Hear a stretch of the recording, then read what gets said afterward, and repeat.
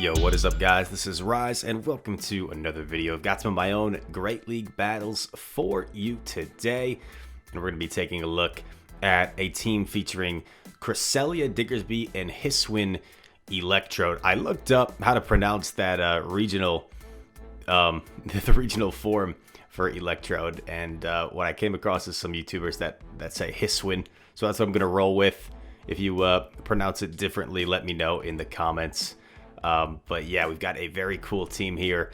The Cresselia Diggersby core has become very popular lately because Lurge and Rocket, who won the first Pokemon Go regional over in Liverpool, was using this core a lot, apparently in his run, and then Tho Technical made a video just destroying people with this core. So Tho has a similar team that he put together. And we're trying it with Hisuian Electrode. I'm not sure what the third was that Tho was. I think it was Walrein was his third. But this team has been a lot of fun.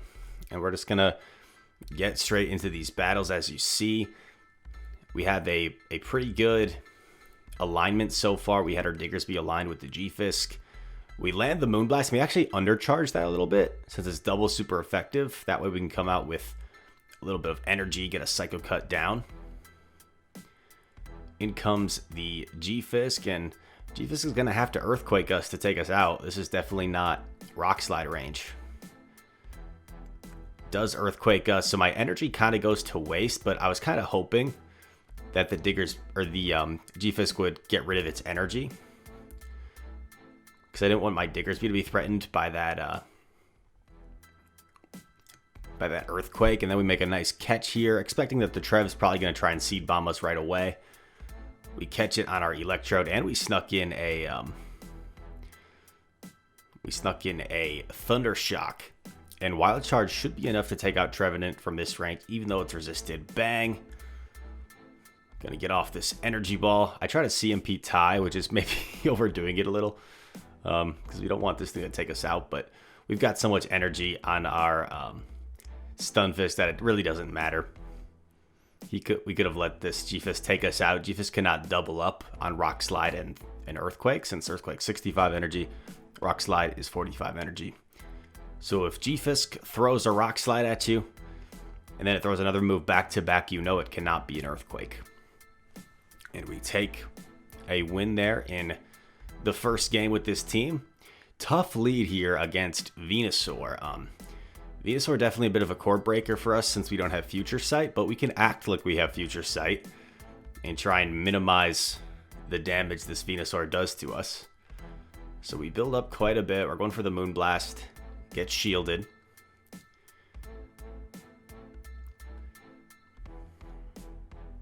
I forget, this might be a game where I get absolutely wrecked by this Venusaur. It definitely happened at least once. Venusaur is a tough lead for this team. And I think I ended up getting greedy, if this is the game I'm remembering. Oh, he lets me get this off, which is nice. But now I'm at risk of getting, like, Vine Whip down. Okay, so we're going to let Crest go at this point. If I shielded, I would just get outpaced to the next Frenzy. We've got a shield for Mr. Electrode. I'm going to shield here. He does bait me with Frenzy. And then check this out. We lag a turn, so I actually lose CMP here. And we just lose. Yeah, that's game. That sucks. Especially because based off, I think an Azu comes in, or what comes in? Skarmory comes in. So it's possible that this was like Skarmory Azu in the back, and we would have just swept our opponent with the Electrode. But I got a little bit greedy over farming and I lagged for a turn. So a combination of me being perhaps a little too overzealous and unfortunate lag kind of cost us this game. But yeah, I'm playing this out just like in case there's something I can one-shot and back. Uh-oh. Maybe we won't even get that chance. Won't even get that chance. Won't even get that chance. Because who knows, it could have been like something glassy, right? That I could have Earthquaked in one shot. But it's all good in the hood. But at the same time, it's not necessarily all good in the hood because we've got regionals coming in less than a month. Frankfurt regionals, I think, are next week. And still a lot of lag and desync and pausing that I'm experiencing personally. So Niantic has got to get on it. I know they're trying, but they got to find a solution for this. We get off a Grass Knot here against Obstagoon since we landed the Moonblast. We actually are able to take out the Obstagoon in the Zero Shield. I safe swapped my Diggersby because I didn't want to give this Lickitung a big head start. I knew it'd be kind of difficult to take out if I gave it a big head start. We're able to shield a Power Whip, which is nice. Power Whip hitting for super effective would chunk, probably do like 40% or so to our Diggersby. And they correctly shielded the Earthquake as well. We're going to get off another one here. A little too risky to bait a Lickitung in my opinion because the Fire Punch just does so little.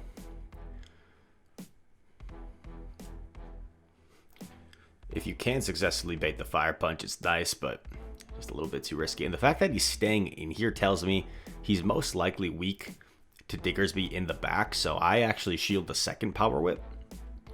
We take it out, and it's a Sableye. And we should be in a pretty good spot here. I'm able to actually sneak in a Fire Punch there. I think he's going for 2 foul plays, but as you see, even 2 foul plays won't be enough. That's how bulky Diggersby is. And because it's also taking such little damage from these Shadow Claws, I decide just to swap in my Electrode, Hisuian Electrode. Bzzz. Charges the, that sounded more like a bug than like an electricity sound. We just get it really low there, and then we can safely come in with our Diggersby. And Mudshot down. This should just be a foul play, I think, not a return. And Mr. Diggersby pulls out the win. There we go. My Diggersby is best buddied, but I actually ended up getting like so many XLs for Bunnelby that I didn't really need to use the buddy boost anymore. Let me know if you guys have Pokemon like that you buddy boosted to have them reach like their maximum level or CP for a certain league, and then you ended up getting enough XLs anyway. So you're just like, all right, I'll just power it up fully so I don't have to keep buddying it. Lickitung comes in. I go over 100 energy there, so really dumb mistake. It was like I wanted to catch the Body Slam, but I went over 100 energy to try and do it, which is something you shouldn't do. But I do keep a lot of energy on my crest, which is nice. Lickitung is willing to shield the Earthquake. Oh, and check this out if I remember this correctly. My bro baits me. He baits me with Body Slam. Who baits a Diggersby? Unbelievable. The gall. The absolute nerve. I'm just kidding. Nice bait by him. In comes Ninetales. I feel like this thing's almost in Moonblast range, so I'm willing to let this go. My Diggersby lives. I can combo here with the Moonblast. Boom. Licky comes back. I'm willing at this point to just save my shield for the Electrode, because Electrode with a shield in the ones is going to be a lot of neutral things, right? Because that Wild Charge we know hits so hard. Excuse me. We do get licked down here. I come with Electro to get a head start on energy. I'm willing to take a Body Slam for here because I feel like there's probably going to be a move that does more. And uh-oh, it's Diggersby. So, yeah, I think that was over because after the Mud Shots, I probably would have been in Fire Punch range. And my Energy Ball probably does half, so I probably just had to land 2 Energy Balls, but I was just going to get significantly outpaced. So perhaps the only win con there would have been like undercharging, or no, not undercharging, sorry, catching a Fire Punch on my low Diggersby. But I think if I do that, that was Castiel Rock, and he's a good enough player where he probably just undercharges and then farms my Diggersby down and wins anyway. So a tough team comp there. Looks like we were contemplating life after the loss. Tough lead here. Oh, this is against Magmar Man, I believe. Shadow Beedrill against our Cress. And this is a very tough core breaker. This beats our lead Pokemon very soundly, and it also beats our Electrode very soundly.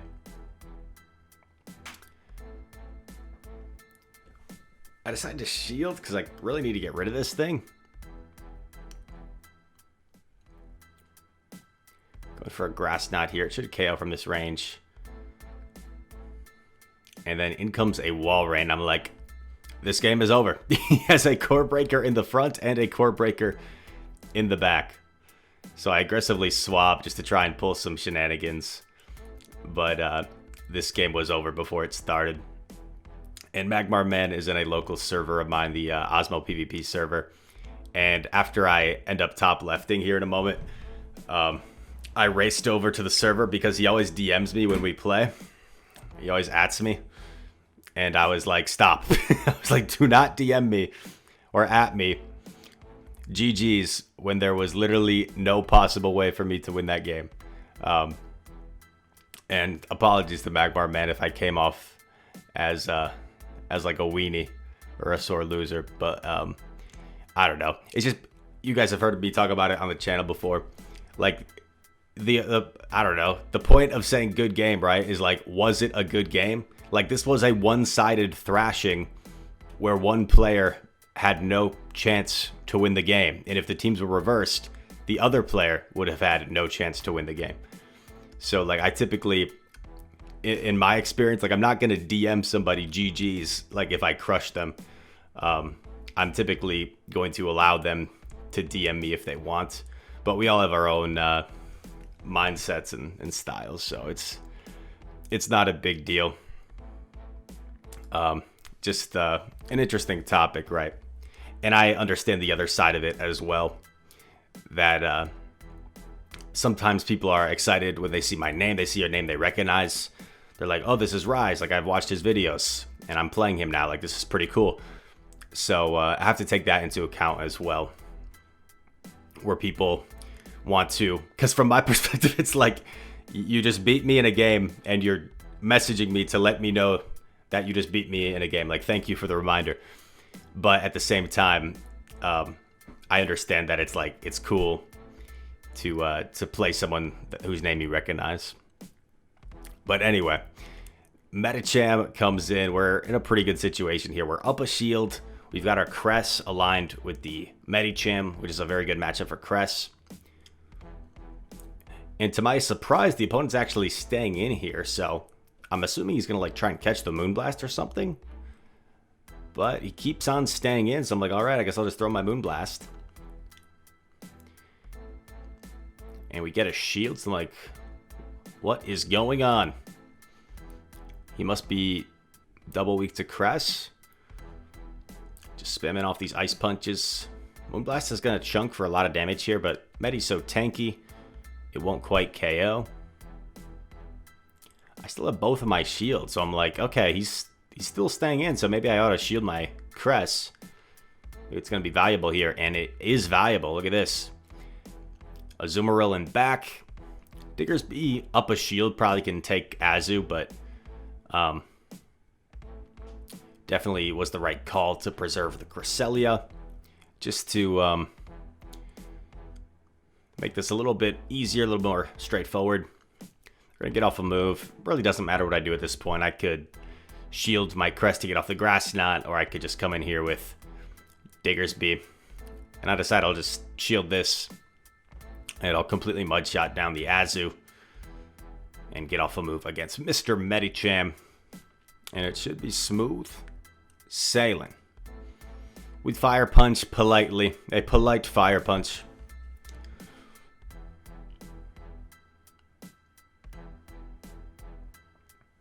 And we take the dub. No need for the Earthquake overkill there. We weren't in that mood, I guess.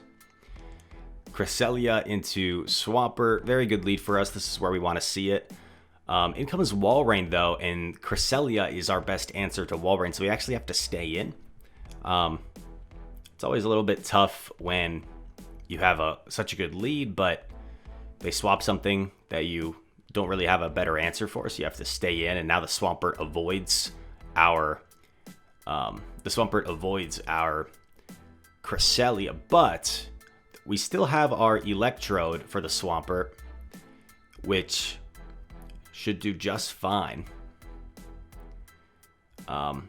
At this point, I'm debating whether I want to shield here. And I decide I do, because I do want to get off this Grass Knot. Make this a little bit easier. It probably won't quite KO. Maybe I can snipe with a few Thunder Shocks. And I can snipe with a few Thunder Shocks. So there we go. And our opponent comes in with Swampert, shields down. I'm not sure what the idea was here. But Swampert's about to get one shot. Boom. And then there's a Skarmory. Okay, makes sense. Oh, wow. If they had caught, that would have been pretty nasty. I think we'd probably win anyway. But that would have actually given them a chance if they had caught. Oh, no. Okay. Rise was angry. Rise had been tweeted at 3 times this night when he was just trying to play his sets in peace. When he lags out of games, and then people tweet at him like, haha, I just beat you. But we're able to Energy Ball the Skarmory for a little bit of a flex and Wild Charge it for the win. G to the G. We get a little Popplio as a reward. Cute little guy. And I'll fast forward a little bit here. On to the next one. Aced 64.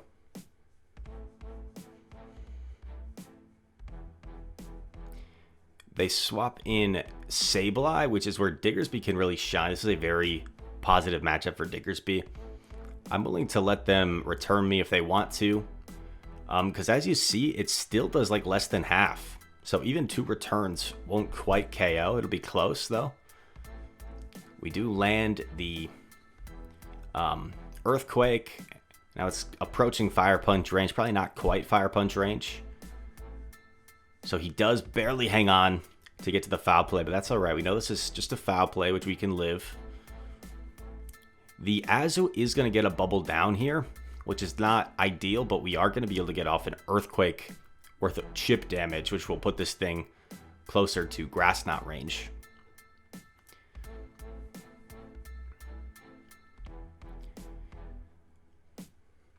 Willing to tank this move. Force him to reveal Hydro if he has it. In comes Trev, and this is kind of scary. This is not looking great for us. This Trev is definitely a core breaker. They do let the Moonblast go, however. So I'm like, okay, maybe we have a chance. 2 shields still in play. I make a gutsy bait call here. I call the Seed Bomb. And I go for Energy Ball because I don't want to make it easy for him to just Shadow Claw me down. Remember, Wild Charge does debuff your defense. I keep getting denied here. Shield the Seed Bomb. That's how I sneak. Fortunate for me. And I think I can live this. So I don't shield. I get off my Wild Charge to force his last shield. And now I can swap Cress. And I know the Azu doesn't have a move. So I'm going to go for a very aggressive Psycho Cut down here. And we get the Psycho Cut down. And now we're only 1 Psycho Cut away from our second Grass Knot. He should still be 1 bubble away, I believe. And with proper move timing and a nice little end game there, we're able to take the win. That was a pretty nice one considering it was a Trevenant with 2 shields against a Cress and an Electrode. And we were able to find the win condition. Make a few nice calls. Cress into Galv. Galv, pretty tough. I decided to swap into Electrode since I double resist the Volt Switch damage. But I am threatened by the Lunge. I go for an Energy Ball here. Don't want to debuff myself, I guess, but to be honest, like, it probably would have been better to go for Wild Charges because I would have been able to pressure the shield first, and now I'm going down both shields. We know that he is still 1 volt switch away from his 3rd lunge. Aggressively swaps into Blastoise, and I'm like, what the heck? Swapping your Blastoise into my Electrode? Little bit confusing, but we'll take it. I'm gonna just get off both of these wild charges while I have them. I do grab a shield here. Then I'm gonna swap in Crest to absorb this damage. This way we still have that Diggersby to absorb the move that Galv may get to if Galv can get off 1 more Volt Switch.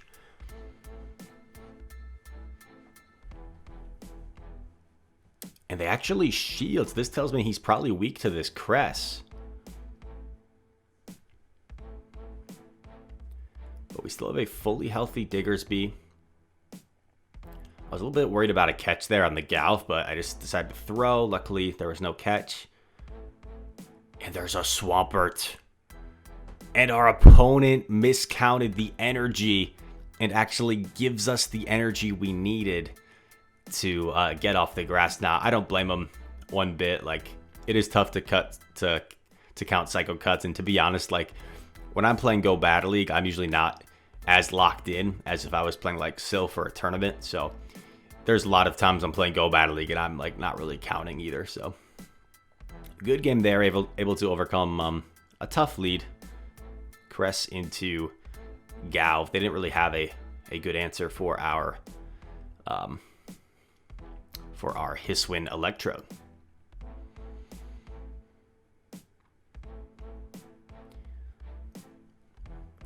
G-Fisk is rarely going to bait Cresselia, so I figure I shield the first one. Cresselia can actually make this matchup pretty close because you need about 3 Grass Knots plus all the Psycho Cuts to KO. And Crest can tank an EQ very comfortably. Can't tank a second one though, after all the Mudshot damage. Another Grass Knot coming through. I double up here. And I actually get a shield, which I was happy about. I'm debating whether I want a shield. I said it's probably not worth it. My Electrode is going to struggle without a shield, so I should probably save one.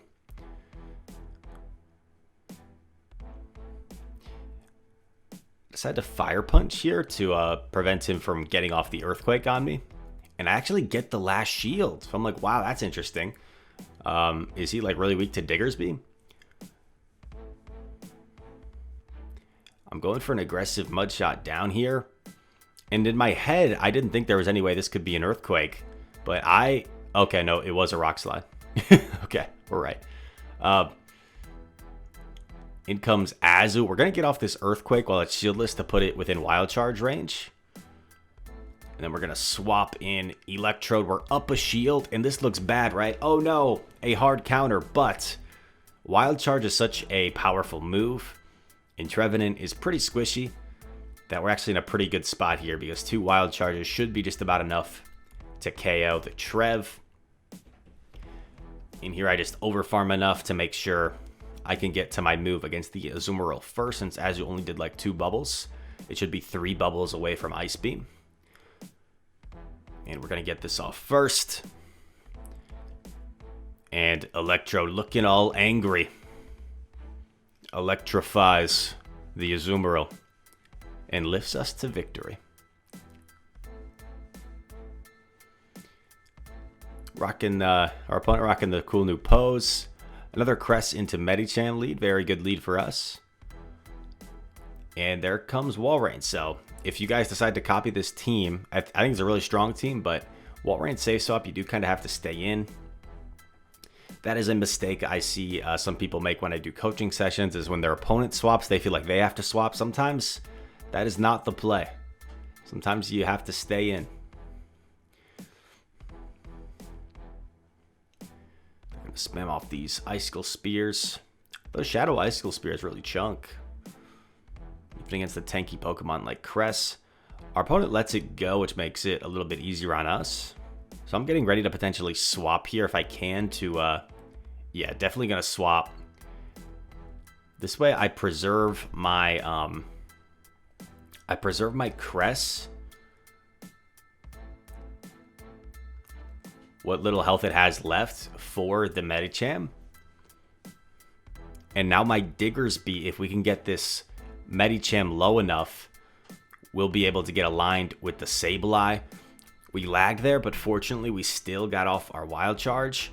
I expected him to shield, but lucky for us, he actually no shield, saves 2 shields for Sableye, and that's going to be game over.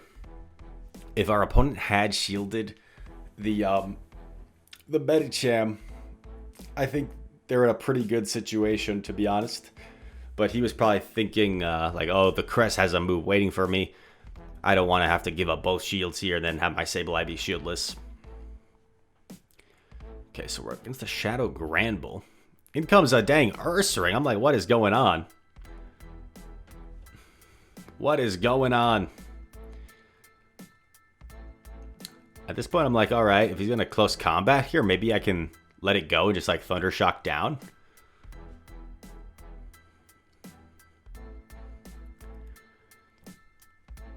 Gonna have to shield this close combat, of course. Very hard-hitting move. Oh, this was actually a very epic game, if I remember correctly. In comes the Granbull. I Wild Charge a bit too early. I should have really doubled up here before throwing my Wild Charge, because I'm going to have to take a debuffed Charm. Myself being debuffed, I should say.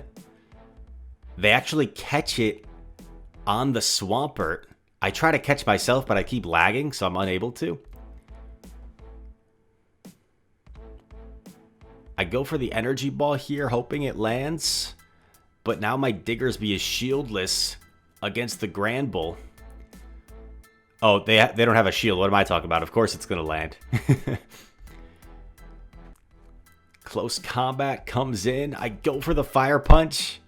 The Diggersby against the debuffed Granbull, and the Fire Punch +1 Mud Shot KOs in Unreal Finish.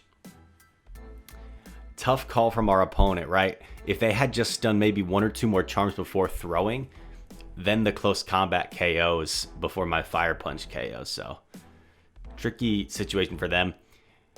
Okay, check this out. A terrible lead. Talonflame is a huge core breaker for us, but we're going to try and dance around.